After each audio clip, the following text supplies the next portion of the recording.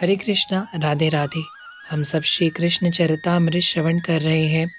आज का प्रसंग है इति सुदामा चरिते। उत्तर श्री कृष्ण चरितामृत भाग 70। भीलों ने लूटकर सुदामा अपने गांव आ गए थे। मोतियों की माला, हीरो का हार, यहाँ तक कि पीताम्बरी भी भीलों ने लूट ली थी।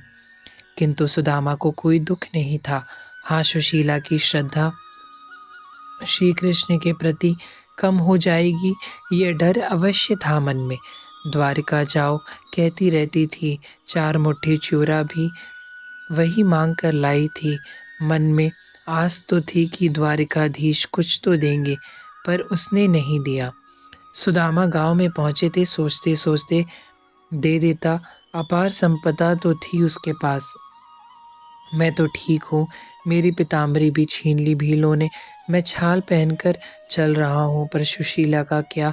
वह तो मुझे सुनाएगी, तेरे बारे में भी बोलेगी, कहेगी कृपण है तुम्हारा सखा।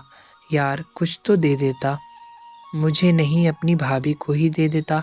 सुदामा यही सोचते हुए आ पहुँचे हैं अपने गांव। ये छाल व पीताम्बरी कितनी अच्छी थी, कितनी अच्छी लग रही थी। वह भी छीन ली उन भीलों ने। अरे, कुछ नहीं तो कम से कम एक स्वर्ण मुद्रा ही दे देता, तेरा क्या जाता। अरे, तू तो श्री निवास है, लक्ष्मी तेरे चरणों में ही तो थी। सुदामा यही सोचते हुए अपने गांव में प्रवेश किया।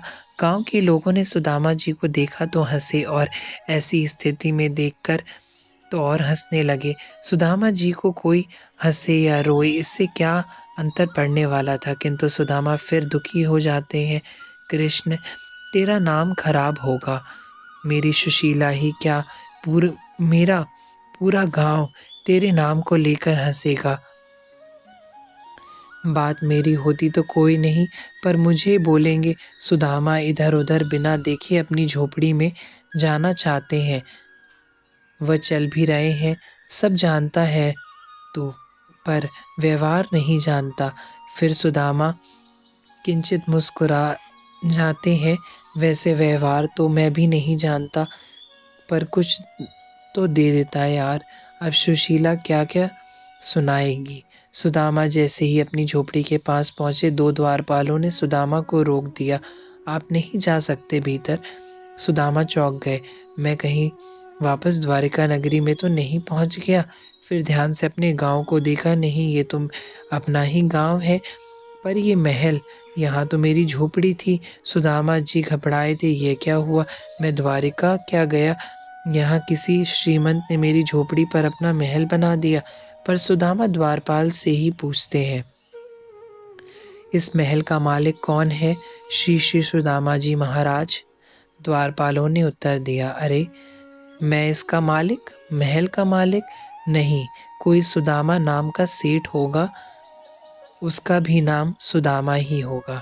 अच्छा सुनो, उन सेठ जी को बुलाओ। सुदामा ने कहा, वह तो पंडित जी है, सेठ जी नहीं। द्वारपालों ने फिर उत्तर दिया। सुदामा चकित है, पंडित तो मैं ही हूँ, पर ये महल मेरा कैसे है भैया? वह उन पंडित जी को ही बुला दो। सुदामा ने फिर द्वारपालों से कहा, वह तो द्वारिका गए हैं। द्वारपाल की बात सुनकर सुदामा जी फिर चौंक गए थे। सोचा, अब तो भीतर ही जाऊं, महल में ही जाकर देखूं कि क्या स्थिति है। सुदामा जी महल में जाने के लिए तैयार थे कि फिर रुक गए। कहीं मुझे धक्का दे दिया इन पहलवान द्वारपालों ने तो मेरी तो यही समाधि बन जाएगी। सुदामा अब देख रही है उस महल को। स्तब्ध चकित है सुदामा। अरे, यहाँ तो तुलसी का पौधा था, पर अब तो चंदन वृक्ष खड़े हैं। महल के चारों ओर घूम घूम के देख रहे हैं। सुदामा झोपड़ी की जगह महल खड़ा कर दिया, और महल भी सामान्य नहीं है, कृष्ण के टक्कर का महल है। पर ये कौन है? सुदामा जी का ध्यान महल की ओर ही था कि तभी माता जी थोड़ा दूर से महल से आई थी। ये महिला, इनके साथ 8 सखियां थी, 4 वाम भाग में और 4 दाहिने भाग में। मध्य में महल की ही मालकिन आई थी। उनके हाथों में पूजा की थाल थी, पग के नूपुर ध्वनि अद्भुत कर रहे थे। उन महिला ने आकर सुदामा जी को चरणों में वंदन किया था। सुदामा जी को लगा कि महल की मालकिन आई है और ब्राह्मण के चरण छू रही है। माता जी थोड़ा दूर से। सुदामा जी बोल पड़े थे, माता जी। सुशीला ने रोष से देखा सुदामा जी के मुख में। सुदामा ने जैसे ही देखा सुशीला को, सुशीला, अरे वाह, ये साड़ी, ये हाथों के कड़े सोने के हैं? हाँ, सब सोने के ही, सुशीला बोली। झोपड़ी कहाँ? यह महल अपना है, सुशीला ने कहा। महल अपना है? सुदामा जी कुछ समझ नहीं पा रहे कि इतना सब। पतिदेव, अब महल में चलिए ना। हाँ हाँ चलो महल में। सुदामा जी लाठी उठाए। अब छोड़िए इस पुरानी लाठी को, हमारे पास 16,108 लाठियां हैं। सुशीला बोल उठी। 16,108? सुदामा जी चौंके। हाँ देखिए, वो हमारी गौशाला, उसमें भी 16,108 गायें हैं। आपके पाद त्राण भी 16,108 है। सुशीला बोलती जा रही है, अपने पति देव सुदामा जी को महल दिखा रही है। सुदामा को हंसी आ गई। उसके मित्र ने कैसा विनोद किया था उसके साथ। छाता भी 16,108 है।